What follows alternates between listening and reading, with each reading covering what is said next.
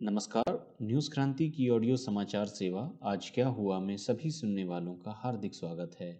एक नज़र देश दुनिया की तमाम बड़ी खबरों पर। किसानों के लिए केंद्र सरकार ने स्वीकृत की 3,500 करोड़ रुपए की सहायता राशि। प्रधानमंत्री मोदी ने कहा, अन्नदाताओं के लिए खुशी का दिन। आईआईटी की प्रवेश परीक्षा जेईई मेंस की 2021 परीक्षाओं की तिथि घोषित। सुप्रीम कोर्ट ने किसान संगठनों को जारी किए नोटिस। बजाज ऑटो ने नई प्लेटिना 100 सीसी की स्टार्ट लॉन्च की। दिल्ली भाजपा का केजरीवाल पर प्रहार, कहा झूठ बोलने के लिए माफी मांगे मुख्यमंत्री केजरीवाल। अमेरिकी प्रतिबंधों के मद्देनजर रक्षा उद्योग उत्पादन को बढ़ाएगा तुर्की। और अयोध्या को विश्व स्तरीय पर्यटन नगरी बनाने का खाका तैयार। अब समाचार विस्तार से। कहते हैं ओल्ड इज गोल्ड कहलाता है, इसलिए तो कानपुर आज भी दुलारी ज्वेलर्स ग्रुप पर अपना भरोसा जताता है। दुलारी ज्वेलर्स ग्रुप, कानपुर की pure old and trusted jewellery showroom. Visit की Dulari jewellers Kidwai Nagar and Dulari jewellers Lal Bangla. देश भर में कृषि कानूनों के विरोध में चल रहे आंदोलन के बीच प्रधानमंत्री नरेंद्र मोदी ने बुधवार को कहा कि देश के करोड़ों अन्नदाताओं के लिए आज विशेष खुशी का दिन है, क्योंकि सरकार ने गन्ना किसानों के लिए 3,500 करोड़ रुपए की सहायता राशि मंजूर की है। पीएम मोदी ने आज केंद्रीय मंत्रिमंडल की बैठक के बाद एक ट्वीट में संदेश दिया कि देश के करोड़ों अन्नदाताओं के लिए आज विशेष दिन है। कैबिनेट ने 5 करोड़ गन्ना किसानों के लिए 3,500 करोड़ रुपए की सहायता राशि मंजूर की है। मंजूर सहायता राशि का पैसा सीधे उनके खातों में ट्रांसफर होगा। इससे चीनी मिलों से जुड़े लाखों कामगारों को भी लाभ मिलेगा। उल्लेखनीय है कि केंद्र सरकार ने वर्ष 2020-21 के लिए 60 लाख टन चीनी निर्यात की अनुमति देते हुए गन्ना किसानों को 3,500 करोड़ रुपए की सब्सिडी देने की घोषणा की है। इससे तकरीबन 5 करोड़ किसानों और 5 लाख मजदूरों को लाभ मिलेगा। केंद्रीय शिक्षा मंत्री डॉक्टर रमेश पोखरियाल निशंक ने 2021 में होने वाली जेईई मेंस की परीक्षाओं की घोषणा की। शिक्षा मंत्री ने इस मौके पर बताया कि अगले वर्ष यह परीक्षा 4 सत्रों में आयोजित की जाएगी। पहले सत्र की परीक्षा 23 से 26 फरवरी के बीच आयोजित होगी। इसके आगे के सत्रों की तारीखें बाद में घोषित होंगी। जेईई मेंस 2021 में उपस्थित होने वाले अभ्यर्थियों के पास 16 दिसंबर 2020 से लेकर 16 जनवरी 2021 तक ऑनलाइन आवेदन करने का मौका है।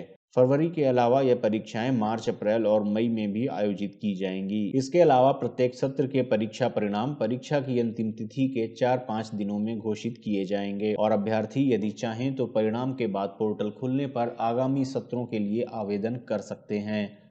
अभ्यर्थी आगामी सत्रों के लिए एक सत्र के परिणाम आने के बाद अपना आवेदन वापस भी ले सकेंगे। इस स्थिति में आगामी सत्रों के लिए जमा किया गया शुल्क एनटीए द्वारा वापस किया जाएगा। नई शिक्षा नीति को ध्यान में रखकर वर्ष 2021 में जेईई मेंस पहली बार हिंदी, अंग्रेजी, असमिया, बंगाली, गुजराती, कन्नड़, मलयालम, मराठी, उड़िया, पंजाबी, तमिल, तेलुगु और उर्दू भाषा में भी आयोजित की जाएगी। एनटीए ने पाठ्यक्रम में संशोधन के संबंध में देश भर में विभिन्न बोर्डों द्वारा लिए गए विभिन्न निर्णयों को ध्यान में रखकर यह निश्चय किया है कि प्रश्न पत्र में 90 प्रश्न होंगे, जिसमें उम्मीदवार को कुल 75 प्रश्न ही हल करने होंगे। 15 वैकल्पिक प्रश्नों में नेगेटिव मार्किंग भी नहीं होगी। उम्मीदवार के सर्वश्रेष्ठ एनटीए प्राप्तांक के आधार पर ही उम्मीदवार की मेरिट सूची और रैंकिंग तैयार की जाएगी। उच्चतम न्यायालय ने कृषि सुधार कानूनों के खिलाफ राष्ट्रीय राजधानी की सीमाओं पर आंदोलन कर रहे किसान संगठनों को बुधवार को नोटिस जारी किया तथा इसके समाधान के लिए एक समिति गठित करने के भी संकेत दिए। मुख्य न्यायाधीश शरद अरविंद बोबडे की अध्यक्षता वाली खंडपीठ ने कहा कि यदि इस आंदोलन का जल्दी समाधान नहीं निकाला गया तो यह राष्ट्रीय आंदोलन का रूप ले लेगा। खंडपीठ ने किसान संगठनों को नोटिस जारी करते हुए कल तक जवाब देने को कहा है। इस मामले की अगली सुनवाई गुरुवार को होगी। इस बीच न्यायालय ने मामले के हल के लिए समिति भी गठित करने के संकेत दिए हैं। न्यायालय ने कहा कि आंदोलन कर रहे किसान संगठनों का भी पक्ष सुना जाएगा। न्यायालय ने सरकार से इस बारे में सवाल किया, अब तक मामले में कोई समझौता क्यों नहीं हुआ। किसान आंदोलन के खिलाफ लॉ स्टूडेंट ऋषभ शर्मा और अधिवक्ता जीएस मणि की ओर से दीपक कंसल ने याचिका दायर की है। दोपहिया वाहन बनाने वाली कंपनी बजाज ऑटो ने न्यू प्लेटिना 100 सीसी की स्टार्ट लॉन्च करने की घोषणा की है, जिसकी एक्स शोरूम कीमत 51,667 रुपये है। कंपनी ने आज एक बयान जारी करते हुए कहा कि प्लेटिना ब्रांड वाली आजमाई हुई कंफर्टेक टेक्नोलॉजी पर आधारित यह bike spring on spring nitrox suspension से लैस है, जो चलाने वाले और पीछे बैठने वाले दोनों को लंबी राइड पर 15% अधिक आराम देता है। इसमें ट्यूबलेस टायरों का भी इस्तेमाल किया गया है, जो एक सुरक्षित और परेशानी मुक्त राइड सुनिश्चित करते हैं। कंपनी के head of marketing Narayan Sundaram ने इस लॉन्च पर टिप्पणी करते हुए कहा कि प्लेटिना रेंज ने पिछले 15 वर्षों में 72 लाख से अधिक मोटरसाइकिल बेची है। नई प्लेटिना 100 केस प्लेटिना एक ऐसी मोटरसाइकिल की तलाश करने वाले ग्राहकों को आकर्षित करेगी जो बेजोड़ आराम और ढेर सारी सुविधाओं और बेहतरीन माइलेज की पेशकश करती हो। दिल्ली विधानसभा में विपक्ष के नेता रामवीर सिंह बिधूड़ी ने बुधवार को कहा कि मुख्यमंत्री अरविंद केजरीवाल और आम आदमी पार्टी के नगर निगमों में कथित तौर पर 2400 करोड़ रुपए के गबन के आरोप पूरी तरह निराधार और हास्यास्पद हैं तथा ऐसे अनर्गल आरोप लगाने के लिए उन्हें माफी मांगनी चाहिए। बिधूड़ी ने कहा कि खुद दिल्ली सरकार की कैबिनेट ने 16 मार्च 2012 को अपने निर्णय संख्या 1874 में कहा था कि पूर्वी दिल्ली नगर निगम का मुख्यालय पटपड़गंज औद्योगिक क्षेत्र स्थित उद्योग सदन होगा, जबकि उत्तरी दिल्ली नगर निगम का मुख्यालय मिंटो रोड स्थित doctor Shyama Prasad Mukherjee civic centre में होगा। इस फैसले में यह भी स्पष्ट तौर पर कहा गया कि जब तक द्वारका में आवंटित की गई जमीन में दक्षिण दिल्ली नगर निगम का मुख्यालय बनकर तैयार नहीं हो जाता, तब तक इसका मुख्यालय भी मिंटो रोड स्थित doctor Shyama Prasad Mukherjee civic centre में ही होगा।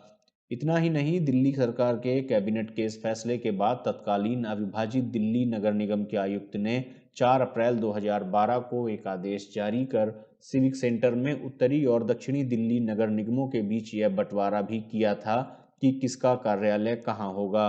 रामवीर सिंह बिधूड़ी ने कहा कि केजरीवाल सरकार कोरोना महामारी से निपटने में पूरी तरह विफल साबित हुई है। राजधानी की हवा में प्रदूषण का जहर निरंतर घुल रहा है। इसी प्रकार फिक्स्ड प्रभार के नाम पर बिजली उपभोक्ताओं को भी लूटा जा रहा है। सर्दी के दिनों में भी पेयजल संकट बना हुआ है।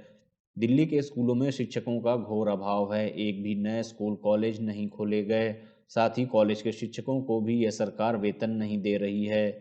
उन्होंने कहा कि गुरुवार को बुलाए गए विधानसभा के विशेष सत्र में भाजपा विधायक दल नगर निगमों के मुद्दे पर केजरीवाल सरकार की झूठ की पोल खोलेगा और जनहित में इन तमाम मुद्दों को जोर शोर से उठाएगा।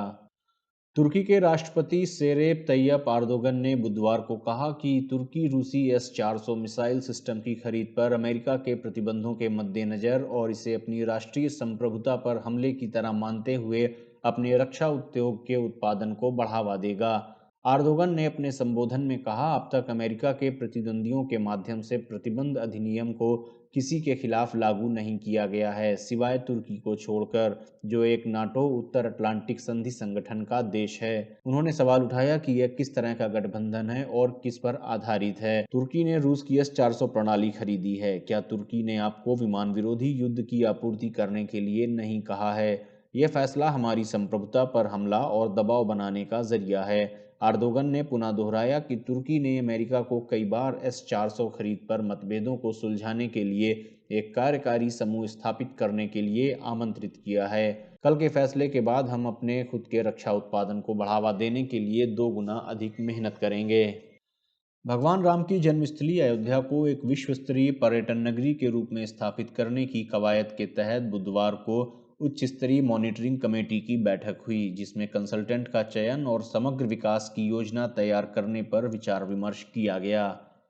मुख्य सचिव राजेंद्र कुमार तिवारी की अध्यक्षता में गठित उच्च शक्ति प्राप्त मॉनिटरिंग कमेटी की बैठक में विश्व स्तरीय कंसल्टेंट के चयन के लिए अयोध्या विकास प्राधिकरण द्वारा तैयार कराए गए EOI और RFP के डॉक्यूमेंट का प्रस्तुतिकरण किया गया। मुख्य सचिव ने कहा कि अयोध्या को एक विश्व स्तरीय पर्यटन नगरी के रूप में स्थापित करने तथा उसके भव्य एवं समग्र विकास की योजना तैयार करने के लिए कंसल्टेंट का चयन करते हुए अयोध्या के समग्र विकास का प्लान तैयार कराया जाए।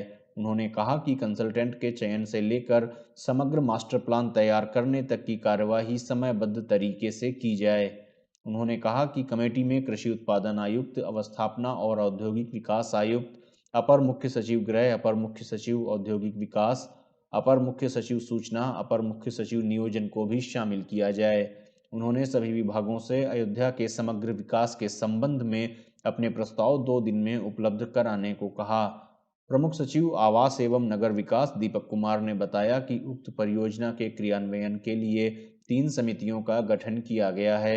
मुख्य सचिव की अध्यक्षता में अंतर्विभागीय समन्वय के लिए उच्च शक्ति प्राप्त मॉनिटरिंग कमेटी, प्रमुख सचिव आवास एवं शहरी नियोजन की अध्यक्षता में बिड इवैल्यूएशन कमेटी तथा मंडलायुक्त अयोध्या की अध्यक्षता में इम्प्लीमेंटेशन कमेटी का गठन किया गया है। इससे पहले अयोध्या के जिलाधिकारी अनुज कुमार झा ने अयोध्या धाम के विकास के लिए कराए जाने वाले प्रस्तावित कार्यों की जानकारी दी। उपाध्यक्ष अयोध्या विकास प्राधिकरण द्वारा विश्व स्तरीय कंसल्टेंट के चयन के लिए ईओआई और आरपीएफ डॉक्यूमेंट का प्रस्तुतिकरण किया गया। बैठक में सभी प्रमुख विभागों के अपर मुख्य सचिव, प्रमुख सचिव, सचिव एवं अन्य संबंधित अधिकारी उपस्थित थे। बैठक का संचालन प्रमुख सचिव आवास एवं शहरी विकास नियोजन दीपक कुमार द्वारा किया गया। कहते हैं ओल्ड इज गोल्ड कहलाता है, इसलिए तो कानपुर आज भी दुलारी ज्वेलर्स ग्रुप पर अपना भरोसा जताता है। दुलारी ज्वेलर्स ग्रुप, कानपुर की pure, old and trusted jewellery showroom. Visit की Dulari jewellers Kidwai Nagar and Dulari jewellers Lal Bangla. आज क्या हुआ में ये थी देश दुनिया की तमाम बड़ी खबरें। अन्य खबरों व विस्तृत समाचार के लिए आप हमारी वेबसाइट newskranti.com पर लॉग इन कर सकते हैं। न्यूज़ क्रांति से आप अलग अलग social media platform Facebook, Twitter, YouTube और इंस्टाग्राम के माध्यम से भी जुड़ सकते हैं। न्यूज़ क्रांति से जुड़े रहने के लिए धन्यवाद। शुभ रात्रि।